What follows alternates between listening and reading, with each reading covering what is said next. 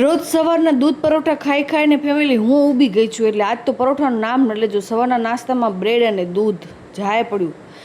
અને બસ પછી થોડુંક કામકાજ હતું તો કબાટ બબાટ સાફ સફાઈ કરી એમ કરતાં કરતાં બપોરનો ટાઈમ થઈ ગયો. તો આજે બપોરના જમવામાં મગનું શાક, ભાત, દહીં, સલાડ, છાશ અને રોટલી ફૂલ થારી એન્જોય કરી. ત્યાં તો પતિદેવ આવ્યા. મને કે દિયા તારા માટે શેરડીનો રસ. મેં કીધું મેં જ મંગાવ્યો તો હોશિયારી ન ખાણો.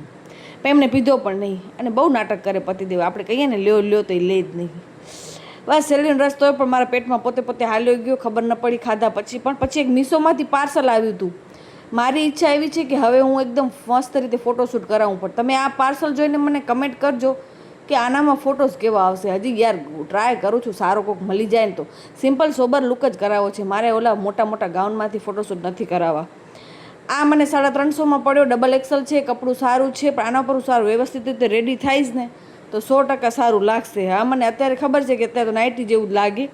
પણ થોડોક પછી આપણે એનામાં આર્ટેશન કરીને કાંઈક કરશું ને, હેરવોશ બેરવોશ થશે, થોડોક એવું બધું કરશું તો ફોટા સારા આવશે. શું કહો તમે બાકી કહેજો.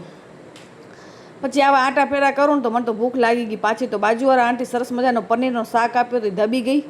અને સાંજના થોડાક બિસ્કિટ ધબી ગઈ. અને સાંજના થોડુંક આ પણ ધબી ગઈ. ધબ્યા જ રાખું યાર આજકાલ તો હું.